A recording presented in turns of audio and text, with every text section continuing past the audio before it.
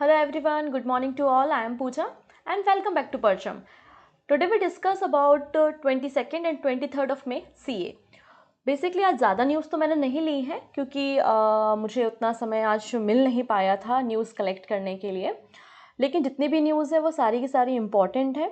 हम वो सारी न्यूज़ यहाँ पे देखेंगे और बाकी जो रिमेनिंग न्यूज़ होंगी उनको हम कल समझ लेंगे, है ना। कुछ भी आपको छूटेगा नहीं, इस बात की गारंटी मैं देती हूँ। इसके अलावा वीडियो के लास्ट में आप लोगों को हेडलाइंस मिलेंगी जिससे आप आसानी से रिवीजन भी कर सकते हो और नोट्स भी प्रिपेयर कर सकते हो। अगर आप नोट्स प्रिपेयर नहीं कर पा रहे हो तो क्लास की पीडीएफ भी ले सकते हो, और पीडीएफ लेने के लिए आपको टेलीग्राम ज्वाइन करना पड़ेगा। हमारी जो टेलीग्राम की लिंक है वो आपको डिस्क्रिप्शन में मिलेगी, तो टेलीग्राम ज्वाइन कर लेंगे तो वहाँ से फ्री ऑफ कॉस्ट आपको पीडीएफ मिल जाएगी। अदरवाइज आप हमारी वेबसाइट से भी पीडीएफ आज की डाउनलोड कर सकते हैं। इसके अलावा एक छोटी सी इन्फॉर्मेशन ये थी कि कुछ समय पहले मैंने आपको बताया था कि टू द पॉइंट हिस्ट्री की सीरीज़ हमने स्टार्ट की है, जिसमें लगभग 10 वीडियोस अभी तक अपलोड हो चुके हैं। तो अलग से प्लेलिस्ट बना दी गई है, आप प्लेलिस्ट में जाके उन सारे वीडियोस को देख सकते हैं। अगर आप वो सारे के सारे मॉडर्न हिस्ट्री की वीडियो देख लेते तो आपको किसी और बुक से और कहीं और सोर्सेज से पढ़ने की ज़रूरत नहीं पड़ेगी, क्योंकि पिछले 5 सालों के एमसीक्यू को कवर करते हुए वो पूरी सीरीज़ आप लोगों के लिए डिज़ाइन की गई है। और आप लोगों की प्रूफ के लिए आप कह सकते हो कि स्क्रीनशॉट भी, जो सीजीएल के पेपर के स्क्रीनशॉट है वो भी वहाँ पे मैंने इंक्लूड किए हैं।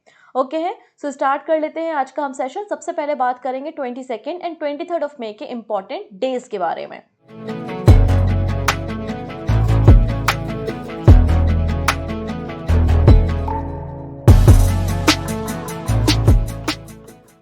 ओके, तो 22 ऑफ मई 22 मई को हमने सेलिब्रेट किया था international day for biological diversity. International day for biological diversity हम कब मनाते हैं? 22 मई को मनाते हैं, जिसकी थीम क्या थी? From agreement to action, build back biodiversity. From agreement to action, build back biodiversity. ये दिन हम क्यों मनाते हैं? जिससे हम इनकरेज कर सके लोगों को कि किस तरीके से आपको प्रिजर्वेशन करना है, अर्थ डाइवर्स इकोसिस्टम को हमें बचाने के लिए किस तरीके से हमें मेजर्स लेने की ज़रूरत है। इसलिए हम इस दिन को सेलिब्रेट करते हैं। और इस साल international day for biological diversity observe किया गया नेपाल में, मतलब नेपाल में इस दिन को सेलिब्रेट किया गया है। बेसिकली जो हमारा अर्थ समिट हुआ था ना रियो द जेनेरियो ब्राज़ील में 1992 में, United nation conference on environment and development के द्वारा बेसिकली तब से हमने इस दिन की शुरुआत यहाँ पर की है। ठीक है, अब 23 ऑफ मई हम देखेंगे। 23 ऑफ मई को हम वर्ल्ड टर्टल डे सेलिब्रेट करते हैं। वर्ल्ड टर्टल डे हम 23 मई को मनाते हैं। बेसिकली जो अमेरिकन टॉर्टॉइज रेस्क्यू है उनके द्वारा इस दिन की शुरुआत की गई थी। और अमेरिकन टॉर्टॉइज रेस्क्यू एक नॉन प्रॉफिट ऑर्गेनाइजेशन है जो कि 1990 में बनी थी, और वर्ल्ड टर्टल डे हम 2000 से सेलिब्रेट कर रहे हैं। ठीक है, तो आज के दो इंपॉर्टेंट डे आपको याद रखने। 2 मई को हमने सेलिब्रेट किया international day for biological diversity, and second हमने वर्ल्ड टर्टल डे सेलिब्रेट किया 23 मई को। अब यहाँ पे हम कुछ इंपॉर्टेंट पर्सन देखेंगे, लेकिन उसके पहले मैंने आपको रिसेंटली न्यूज़ बताई थी कि हमारे जो प्राइम मिनिस्टर है मोदी जी, वो 3 देशों के विजिट पे गए हैं, 3 कंट्री के विजिट पे गए हैं। कौन कौन सी वो कंट्रीज थी? Japan, Fiji and Papua New गिनी। बताया था आपको, जापान में जाने वाले थे और वहाँ पे G7 समिट अटेंड करेंगे। मैंने आपको ये सारी कहानियाँ बताई थी। अब वहाँ पे पहुँचे हैं तो कुछ ना कुछ तो इनॉग्रेट करेंगे या फिर कुछ ऐसा काम करेंगे, एमओयू साइन करेंगे, जिसके भी बारे में जानना हमारे लिए ज़रूरी हो जाता है। तो सबसे पहले बात करते हैं फिजी और पापुआ न्यू गिनी से। ठीक है, तो ये हमारे प्राइम मिनिस्टर मोदी हैं। और यहाँ पे जैसे हमारे देश का सबसे बड़ा सम्मान क्या होता है? भारत रत्न होता है, राइट। वैसे ही फिजी और पापुआ न्यू गिनी का जो हाईएस्ट ऑनर है, जो हाईएस्ट सम्मान है, वो किसे दिया गया है? प्राइम मिनिस्टर मोदी को दिया गया है।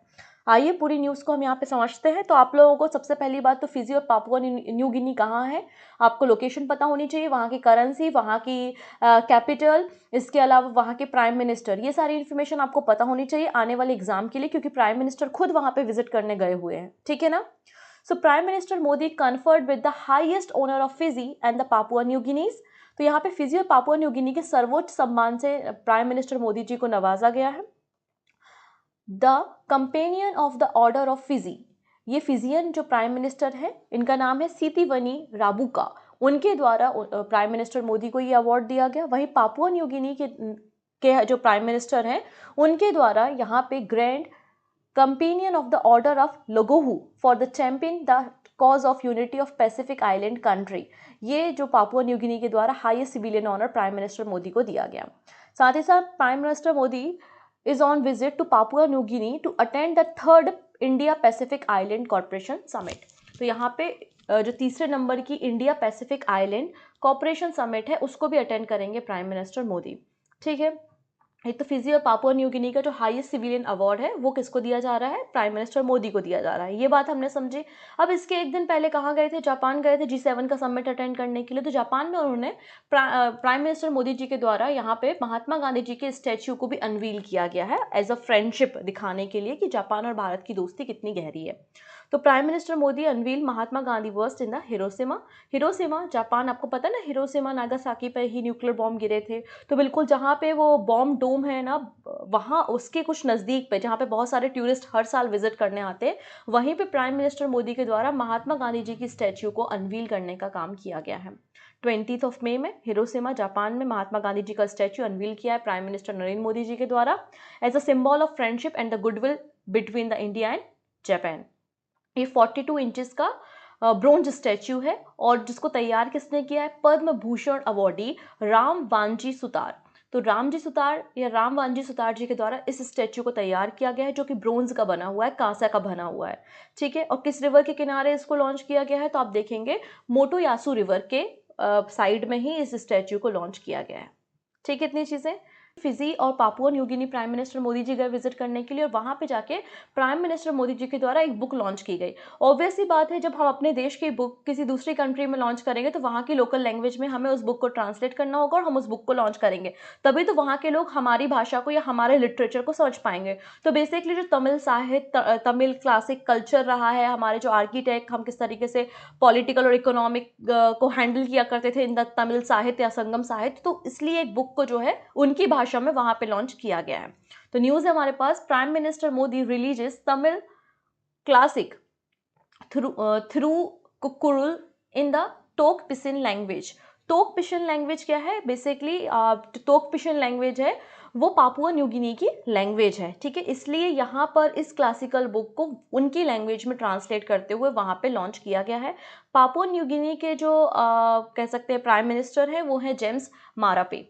ठीक है, prime minister Narendra Modi along with the Papua New Guinea counterpart James Marape releases the Tamil classic through Kural in the Tok Pisin language. Tok Pisin language में इसको लॉन्च किया गया है और टॉक पिसिन जो है वो ऑफिशियल लैंग्वेज है पापुआ न्यू गिनी की। बेसिकली हमारे जो ethics, political and economic matters, love, हमारी जो बुक लिखी गई है पोएट थ्रू बल्लूर के द्वारा, उस बुक को यहाँ पे ट्रांसलेट करते हुए पापुआ न्यू गिनी में लॉन्च किया गया है।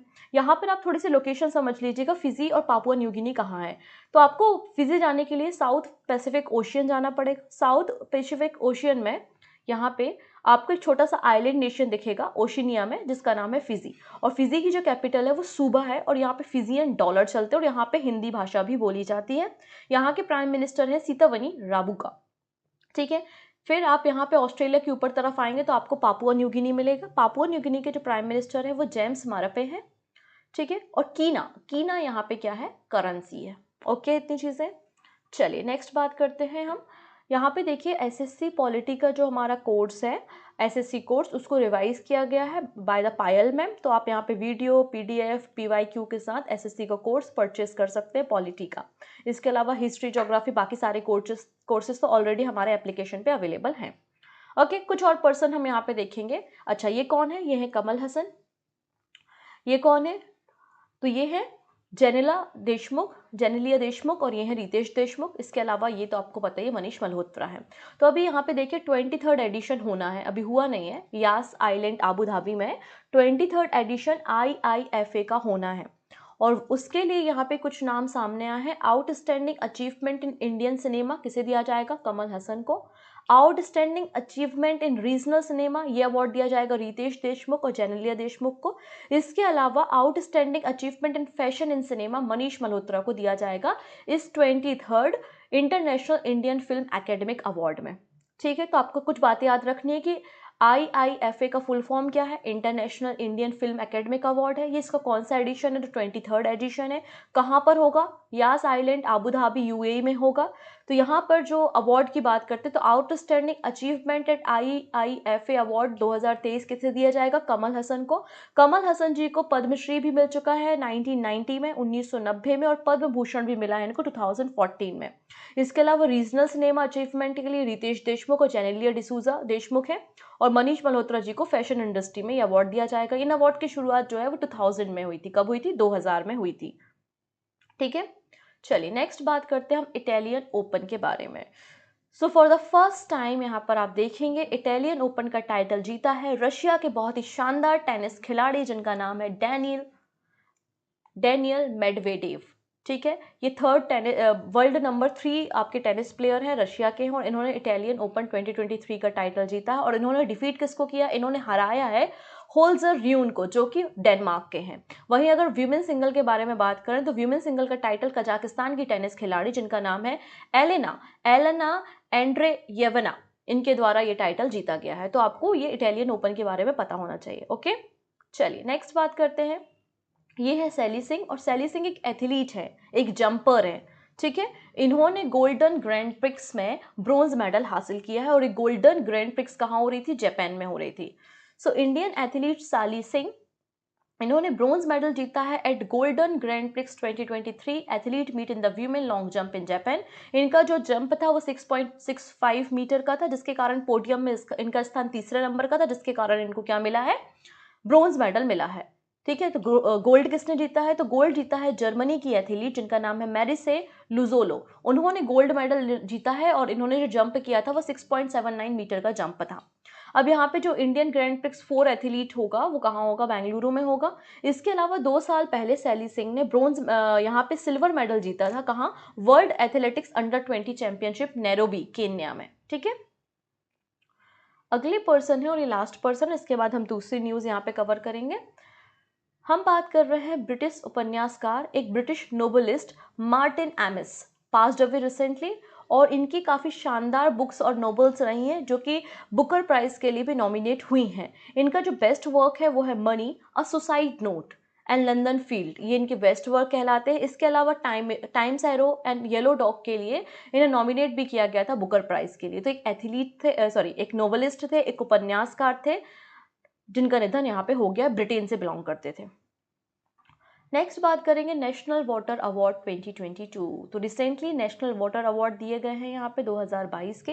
ये 4th नंबर का एडिशन था। कौन से अवार्ड थे ये? 4थे नंबर के नेशनल वाटर अवार्ड्स थे। बेसिकली मिनिस्ट्री ऑफ जल शक्ति, department of water resource, river development and Ganga rejuvenation के द्वारा ये 4थे नंबर के नेशनल वाटर अवार्ड डिस्ट्रीब्यूट किए गए हैं। क्लियर? यहाँ पे बेसिकली इंकरेज करना है लोगों को, स्टेक होल्डर्स को, कंट्रीज को, स्टेट को, म्यूनसिपालिटीज़ को, कि किस तरीके से आपको पॉलिसी बनानी है, काम करना, जिससे आप ग्राउंड वाटर को और मतलब इन्हांस कर सको और रेन वाटर हार्वेस्टिंग कर सको, मतलब बारिश के पानी को आप किस तरीके से सेव कर सकते हो। राइट? तो यहाँ पे चंडीगढ़ को यहाँ पे फर्स्ट रैंक मिली है नेशनल वाटर अवार्ड में। तो Chandigarh has receive the first rank in the best urban local body category for the national water award 2022। ये अवार्ड 2007 में लॉन्च किए गए थे। नेक्स्ट है शुगर प्रोडक्शन। इंपॉर्टेंट क्वेश्चन है कि अभी टॉप पे कौन सा स्टेट है शुगर प्रोडक्शन में? तो यहाँ पे पहले महाराष्ट्र था, अब महाराष्ट्र को पीछे छोड़ दिया है किसने? उत्तर प्रदेश ने। और उत्तर प्रदेश जो है वो फर्स्ट नंबर का हमारा स्टेट बन गया है शुगर प्रोडक्शन के मामले में, चीनी उत्पादन में। ठीक है, तो Uttar Pradesh has overtaken Maharashtra in the sugar production in the current season. यहाँ पे यूपी में बताया जा रहा है कि यूपी में 118 शुगर मिल ऑपरेट हो रही हैं। वहीं अगर बात करें तो महाराष्ट्र में या वेस्टर्न स्टेट्स में 210 मिल ऑपरेट हो रही हैं।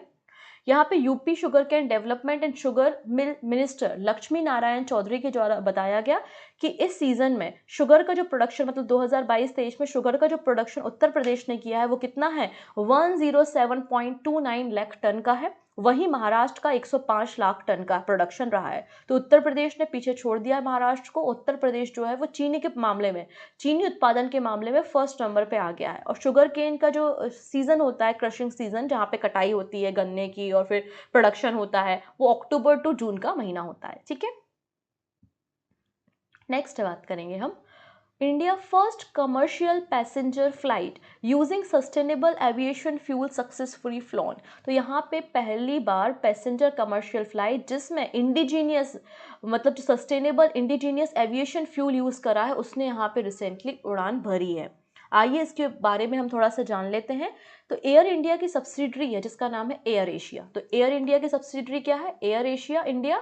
इसके द्वारा सक्सेसफुली ऑपरेट किया गया इंडिया का पहला कमर्शियल फ्लाइट पुणे से लेकर मुंबई के बीच में, जिसमें यूज किया गया था indigenously produce sustainable aviation fuel blend. अभी सस्टेनेबल एविएशन फ्यूल क्या होता है? बेसिकली ये बायोजेट फ्यूल होता है जो कार्बन एमिशन को कम करता है और ये बना होता है रिन्यूएबल बायोमासेस एंड वेस्ट रिसोर्सेज से। ठीक है, तो यहाँ पे रिसेंटली उड़ान भरी इसने। It was supply by the Indian Oil in the partnership with Praj industries which provide the technology of the blend. चलिए नेक्स्ट बात करते हैं तेलंगाना के होम मिनिस्टर के द्वारा। यहाँ पर एक पोर्टल लॉन्च किया गया है जिसका नाम है साहस। तो तेलंगाना होम मिनिस्टर हैं जिनका नाम है महमूद अली। उन्होंने रिसेंटली साहस इनिशिएटिव को लॉन्च किया है to make workplaces safer for women, जिससे महिलाएं जिस स्थान पे काम करती हैं, जिन ऑफिस में काम करती हैं, उसमें वो सेफ फील कर सके। और अगर किसी भी महिला को कोई प्रॉब्लम है इकोसिस्टम से या फिर उनके साथ कोई भी सेक्सुअल हरासमेंट होता है कलीग के द्वारा, बॉस के द्वारा एटसेट्रा, तो वो यहाँ पे इस पोर्टल की मदद से कंप्लेन कर सकती हैं। इसलिए यहाँ पे साहस साथी चैटबोर्ड, साहस WhatsApp number, forum, online support facility launch की है और इस तरीके की पहली फैसिलिटी हमारी कंट्री की है। तो साहस आपको याद रखना है, ठीक है। चलिए नेक्स्ट बात करेंगे महाराष्ट्र से। Maharashtra become the first state in the country to approve good governance regulation. Good governance regulation को अप्रूव करने वाला देश का पहला राज्य बन गया है महाराष्ट्र। महाराष्ट्र के मुख्यमंत्री एकनाथ शिंदे जी के द्वारा अप्रूव किया गया पहला good governance regulation in the country, जिसका पर्पस है accountability, accessibility and transparency state administration में बढ़ाना। मतलब स्टेट एडमिनिस्ट्रेशन में कोई भी करप्शन, घोटाला, धांधलेबाजी कुछ भी ना हो, मतलब ट्रांसपेरेंसी रहे। लोगों की अगर कोई कंप्लेंट है तो उसको बहुत जल्दी सॉल्व किया जाए, स्पीडी पर्पस में स्पीडी उसको सॉल्व किया जाए। इसलिए यहाँ पे गुड गवर्नेंस रेगुलेशन को अप्लाई किया है एकनाथ शिंदे ने महाराष्ट्र में। और इसके अलावा एक सेपरेट सेल भी सेटअप की जाएगी to address the effect of climate change. इसके अलावा आपले सरकार सेवा केंद्र भी सेटअप किए जाएंगे, and to end online services to the citizen within the prescribe time limit. और 161 डिपार्टमेंट वाइज इंडेक्सेस भी जारी किए जाएंगे, किस तरीके से किस डिपार्टमेंट का गवर्नेंस काम कर रहा है। और गुड गवर्नेंस डे हम सभी को पता है अटल बिहारी वाजपेयी जी के बर्थडे के दिन 25 दिसंबर में हम मनाते हैं, ठीक है। नेक्स्ट बात करते हैं। Which state CM has inaugurated one of the India's longest skywalk bridge which span 570 meter in the length and the 4.2 meter in breadth। तो यहाँ पे पूछा है किस राज्य के मुख्यमंत्री ने भारत के सबसे लंबे स्काई वॉक पुल का उद्घाटन किया है, जिसकी लंबाई 570 मीटर है और चौड़ाई 4.2 मीटर बताई जाती है। तो आंसर हो जाएगा तमिलनाडु के मुख्यमंत्री M.K. स्टालिन ने लॉन्च किया है। तमिलनाडु के मुख्यमंत्री M.K. स्टालिन है, जबकि गवर्नर R.N. रवि है और चेन्नई तमिलनाडु की कैपिटल है। इन्होंने एक पेडेस्ट्रियन ब्रिज भी लॉन्च किया है। बेसिकली ये जो ब्रिज है ना, स्काई वॉक ब्रिज, ये मामबलम रेलवे स्टेशन से टी नगर बस टर्मिनल तक कनेक्ट करेगा और लगभग 28.45 करोड़ रुपए की लागत के साथ यहाँ पे ग्रेटर चेन्नई कॉर्पोरेशन के द्वारा इसे तैयार किया गया है। अब स्टेट से जुड़ी हुई कुछ हम न्यूज़ पहले देखते हैं। तो देखिएगा यहाँ पे 100 ई बसेज जो है वो शुरू की जाएंगी जम्मू में अगस्त के महीने से, as a part of smart urban e mobility project. तो smart urban e mobility project के अंतर्गत किस यूटी या फिर किस राज्य में 100 ई बसेस का शुरुआत किया जाएगा? तो आंसर हो जाएगा जम्मू में होगा। और जम्मू में आपको पता है ना, अभी तो कश्मीर में G20 की मीटिंग भी चल रही है, राइट। नेक्स्ट बात करेंगे। Madhya Pradesh become the first state to provide air travel for pilgrims under Mukhyamantri Tirth दर्शन योजना। तो यहाँ पे मध्य प्रदेश गवर्नमेंट की एक स्कीम चलती है विच इज मुख्यमंत्री तीर्थ दर्शन योजना। अलग अलग जो तीर्थ स्थान है वहाँ के लिए रेल के जरिए यात्रा कराई जाती है। तो इसने यहाँ पे शुरू किया है एयर ट्रेवल, मतलब एयरप्लेन्स के जरिए भी अब तीर्थ यात्रियों को तीर्थ दर्शन कराए जाएंगे और ऐसा करने वाला पहला राज्य मध्य प्रदेश, ठीक है। नेक्स्ट है जम्मू एंड कश्मीर के लेफ्टिनेंट गवर्नर कौन है? Manoj Sinha. Inaugurated the Jhelum Raibagh riverfront in Srinagar. Next है यूनियन होम मिनिस्टर कौन है? Amit Shah recently laid the foundation stone of the permanent campus of national academy of coastal policing in Dwarka Gujarat. तो national academy of coastal policing कहाँ पे setup किया जा रहा है? तो द्वारका गुजरात में अमित शाह जी के द्वारा। नेक्स्ट है प्राइम मिनिस्टर नरेंद्र मोदी के द्वारा फाउंडेशन स्टोन रखे गए कई सारे रेलवे प्रोजेक्ट के लगभग 8,000 करोड़ रुपए की लागत के साथ उड़ीसा राज्य में वीडियो कॉन्फ्रेंसिंग से। साथ ही साथ यहाँ पर मोदी जी के द्वारा वंदे भारत एक्सप्रेस को भी फ्लैग ऑफ किया गया और ये वंदे भारत एक्सप्रेस पुरी से लेकर हावड़ा के बीच में रन होगी। तो 8,000 करोड़ रुपए के रेलवे प्रोजेक्ट की शुरुआत या नींव या फाउंडेशन स्टोन कहाँ पे रखा है? उड़ीसा राज्य में रखा है। नेक्स्ट है Indian defence production has increase by more than 12% from last physical year and cross the 1 trillion rupee threshold for the first time. तो अगर हम बात करें हमारे देश का रक्षा प्रोडक्शन, डिफेंस प्रोडक्शन के मामले में, तो हमारा डिफेंस प्रोडक्शन जो है वो लास्ट फिजिकल ईयर में 12% से ज़्यादा इंक्रीज हुआ है और इसने 1 ट्रिलियन रुपी मतलब 12 बिलियन डॉलर का जो थ्रेशोल्ड है पहली बार इसको क्रॉस किया है। क्लियर? तो ये आज की हमारी न्यूज़ थी। अंत में बात करते हैं हम हेडलाइंस के बारे में, जो बातें आज हमने डिस्कस की हैं। सबसे पहली बात हमने डिस्कस की थी कि फिजी और पापुआ न्यू गिनी के सर्वोच्च सम्मान से नवाजा गया है प्राइम मिनिस्टर मोदी को। नेक्स्ट हमने देखा कि प्रधानमंत्री मोदी ने जापान के हिरोशिमा में महात्मा गांधी जी की प्रतिमा का अनावरण किया था। पीएम मोदी ने टोक पिसिन भाषा में तमिल क्लासिक थिरुकुल्लूर का विमोचन किया है। कमल हसन जी को outstanding achievement at IIFA award दिया जाएगा। अभी 26 मई को ये अवार्ड सेरेमनी होगी। डैनियल मेडवेडेव जो कि एक टेनिस खिलाड़ी है रशिया के, इन्होंने इटालियन ओपन 2023 का टाइटल जीता है। ब्रिटिश उपन्यासकार है मार्टिन एमिस जिनका निधन हो गया है। चंडीगढ़ ने फर्स्ट रैंक हासिल किया है नेशनल वाटर अवार्ड 2022 में। उत्तर प्रदेश ने महाराष्ट्र को पीछे छोड़ दिया है और उत्तर प्रदेश शुगर प्रोडक्शन में भारत का पहला राज्य बन गया है। इंडिया की पहली commercial plane sustainable aviation fuel को यूज़ करते हुए इसने फ्लाई किया। तो ये आज हमने कुछ न्यूज़ देखी थी। अंत में एक छोटा सा क्वेश्चन है कि यहाँ पे deputy chief minister of Karnataka के रूप में किसने शपथ ली है? 4 ऑप्शन आपको स्क्रीन पे दिखाई दे रहे हैं, तो आपको जो भी सही आंसर पता है वो आप हमें कमेंट करके बताइएगा। बाकी सारी बातें हम कल के सेशन में कवर कर लेते हैं। तब तक अपना ध्यान रखेंगे। Take care and thank you.